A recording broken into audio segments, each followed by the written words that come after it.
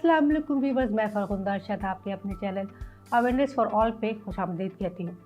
Viewers, हम अपने channel पे कोशिश करते हैं कि आपको चुन कर उन लोगों के बारे में बताएं जिन्होंने अपने मुल्क के लिए अच्छे या बुरे कारनामे सरअंजाम दिए होते हैं। लेकिन व्यूअर्स, आज हमने जिस पर्सनैलिटी को आपके लिए चुना है, उनको चुनते वक्त हमने ये सोचा कि काश हम इनको दीवार में चुन सकते। व्यूअर्स, हमने जिस पर्सनैलिटी को आपके लिए आज चुना है वो है पाकिस्तान की मशहूर और मारूफ सोशल वर्कर मोहतरमा मारवी सरमद साहिबा। वो कौन हैं, क्या करती हैं, किस तरह से यहाँ तक वो पहुँची है, ये सब कुछ हम आपको इस वीडियो में बताएंगे। मगर उससे पहले अगर आपने हमारा चैनल सब्सक्राइब नहीं किया है, वीडियो को लाइक नहीं किया है और शेयर नहीं किया है तो प्लीज़ आप कर दीजिएगा। तो स्टार्ट करते हैं। मारवी सरमद 11 जून 1961 को शहरों के शहर सियालकोट में पैदा हुई।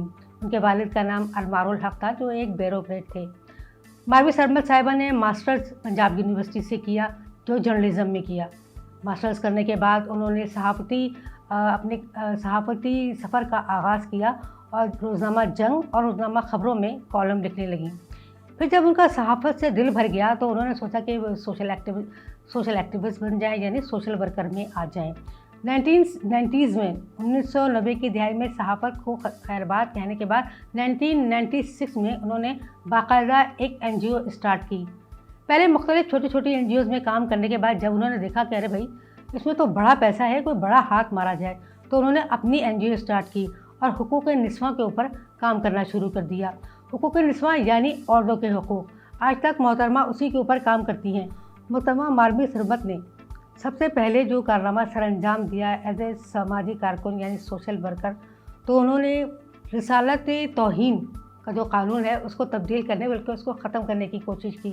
और दूसरा जो उन्होंने काम किया वो ये किया कि जहाँ पर भी नॉन मुस्लिम औरतों पर जुल्म किया जाता था, यानी मसीही ख़वातीन पर या हिंदू ख़वातीन पर, तो ये खातून बहुत बढ़ चढ़ के बोलती थी और ये बताती थी कि मुसलमान जो इन पर बड़ा जुल्म कर रहे हैं। अगर आप बैनुल-अक़वामी सतह पर आज ह्यूमन राइट्स की खिलाफ वर्जी में पाकिस्तान का नाम देखें तो समझ लीजिएगा कि ऐसी खातूनों का इसमें बहुत बड़ा हाथ है। खैर, पॉजिटिव्स और नेगेटिव्स सबके अंदर होते हैं, मारवी सरमद साहिबा में भी है। उनका नेगेटिव तो हमने आपको थोड़ा सा बताया, अभी और भी बताएंगे, लेकिन इनका एक दो पॉजिटिव्स हैं। वो ये है कि उन्होंने हमेशा TV चैनल्स पे जब भी वो बैठी, उन्होंने इदारों की मजबूती के लिए बहुत काम किया है, इदारों की मजबूती को बहुत डिफेंड किया है। और अगर हम देखें तो हमारे मुल्क का एक बहुत बड़ा मसला इदारों की कमज़ोरी है, जो बार बार मार्शल लॉ आने से लग गया है। और औरतों के लिए वो अगर कुछ बोलती हैं ऐसा, तो वाकई कभी कभी ऐसा होता है कि औरतों पर इतने बेजा जुल्म होते हैं, जो जैसे कारोकारी के कानून के तहत उन्होंने कारोकारी के कानून को उन्होंने ख़त्म करने के लिए कहा था, जो बिल्कुल एक सही बात है। ये भी उनका एक पॉजिटिव है। मारवी साहिबा का एक पॉजिटिव ये है कि उनको बार बार ये ताना दिया जाता है कि वो वैट से पैसे लेकर जो है वो अपनी NGO चलाती हैं या यहाँ पे काम करती हैं, मगर इसमें भी बहुत कोई ज़्यादा सच्चाई नहीं है, क्योंकि बहुत सारे प्रोग्राम्स में हमने देखा है कि वो वेस्ट के ख़िलाफ़ भी बोलती हैं। वो ये कहती हैं कि आप वेस्ट के आगे बिक जाते हैं, पहले उनसे पैसे लेते हैं, फिर उसी के बाद उन्हीं के ख़िलाफ़ बोलते हैं। 1979 में जो आपने जंग लड़ी, क्या उनसे पैसे लेके नहीं लड़ी? अभी जो आपने जंग लड़ी तालिबान के ख़िलाफ़, क्या उनसे पैसे लेके नहीं लड़ी? ये तो बिल्कुल एक हकीकत है कि हम बार बार जो उनसे ही पैसे लगते हैं और उन्हीं के ख़िलाफ़ बोलते हैं। ये 2-3 जो हैं पॉजिटिव हैं उन खातून के। अच्छा, एक उनका एक बहुत बड़ा नेगेटिव पहलू ये है कि जब भी वो अपीयर होती हैं स्क्रीन के ऊपर, तो व्यूअर्स आप ज़रा देखिएगा कि उनका जो हुलिया होता है वो मुसलमानों वाला नहीं होता। ख़ास तौर पर जब वो बिंदी लगाती हैं तो वो बड़े वाज़ेह तौर पर बताती हैं कि उनका ताल्लुक़ किस मुल्क से है या किस मुल्क की एजेंसी से। ये तो खैर वही बताएंगे। चले अब उनके नेगेटिव की तरफ आते हैं। ख़वातीन के हुकूक़ के लिए आवाज़ उठाना कोई बुरी बात नहीं है। उन्होंने मलाला के लिए हमेशा आवाज़ उठाई, वो भी हमारे मुल्क की बच्ची है, हम उसके लिए ज़रूर आवाज़ उठाएंगे। लेकिन उन्होंने ख़ास तौर पे उस बयान को भी उन्होंने जो है वो कवर दिया है, जिस पर उन्होंने कहा था कि लोग शादी क्यों करते हैं और शादी के बगैर क्यों रहते हैं। ये उनका एक नेगेटिव है। खातून जब भी आती हैं स्क्रीन पर, कोई ऐसा मर्द नहीं होता जो उनके हाथ से बच सके। यहाँ पर हम 2-3 उनके वाक़यात का जो है वो जिक्र करेंगे। आज से 1 साल पहले जब औरत मार्च हो रहा था, वो खलीलुर रहमान कमर साहब के साथ, जिन्होंने बहुत ही मशहूर ड्रामा मेरे पास तुम हो लिखा था, उसमें तशरीफ़ लेकर आई थी। और वो जो एक बड़ा मशहूर उनका नारा था, मेरा जिस्म मेरी मर्ज़ी पर, उन दोनों की जो तू तड़ाक हुई थी वो आप सब ने और हम सब ने देखी थी। उसमें खातून ने जो है बिल्कुल तहज़ीब के सारे जो है वो हदें पार कर दी थी और कमर साहब को उन्होंने बहुत बुरी सुनाई थी। इसीलिए वो ज़ैद हामिद साहब के साथ अक्सर देखी जाती हैं। मुझे याद है शाहिद मसूद साहब के साथ उनका एक प्रोग्राम था जिसमें ज़ैद हामिद साहब और मारवी साहिबा मौजूद थी। उन्होंने उस ड्रामे में जो है वो एक और बार जो है हद को पार कर डाला जब उन्होंने ये कहा कि नज़रिया पाकिस्तान का तो कोई वजूद ही नहीं है। नज़रिया पाकिस्तान तो उसी दिन ख़त्म हो गया था जिस दिन 1971 में पाकिस्तान 2 टुकड़े हो गया था और ज़्यादातर हिंदू आबादी जो है वो वहाँ चली गई थी।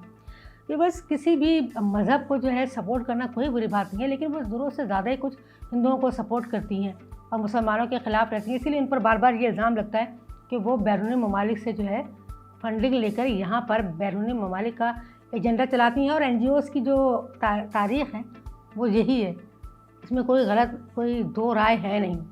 आज से कुछ अरसे पहले जब बिलाल सईद और सबा कमर साहिबा जो है वो मौलवियों के सामने यानी कि मस्जिद में नाचते हुए पाए गए थे, तो ये इसका बड़ा ज़बरदस्त स्कैंडल बना था और तकरीबन सारी दुनिया ने ही इस तमाशे को देखा था।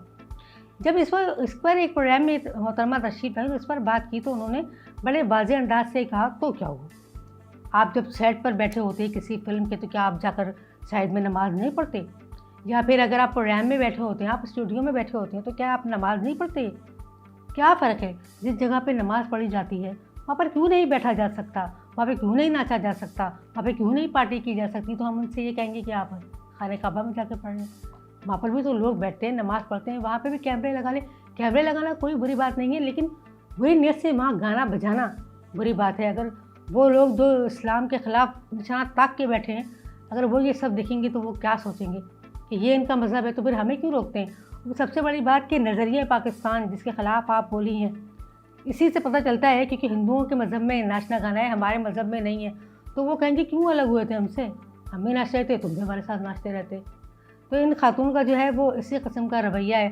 खैर आजकल ये पाकिस्तान में मौजूद है नहीं, काफ़ी अरसे से ये बरतानिया में और अमेरिका में आती जाती रहती है, पाकिस्तान में आती नहीं है। ये 3 जो उन्होंने काम किए हैं उसके बाद इनका पाकिस्तान में रहना खासा मुश्किल हो गया है। मगर हम अल्लाह ताला से ये दुआ करेंगे कि वो यहाँ आएँ, काम करें, मगर जिस जज्बे के तहत एक एक्टिविस्ट के तहत वो काम करती हैं उसी तरीके से करें। ऐसा ना करें कि दूसरी मुल्कों का या बैनुल-अक़वामी एजेंडा यहाँ चलाएँ, दज्जाल का एजेंडा यहाँ ना चलाएँ। व्यूअर्स, आपको अगर हमारी ये वीडियो अच्छी लगी है तो प्लीज़ हमारे चैनल को सब्सक्राइब कर दीजिए, वीडियो को लाइक कर दीजिए और शेयर कर दीजिए अपने तमाम दोस्तों और रिश्तेदारों के साथ। और हाँ, बेल आइकन दबाना मत भूलिएगा। बहुत जल्द मिलेंगे आपसे किसी और नई वीडियो में। जब तक के लिए अल्लाह हाफ़िज़।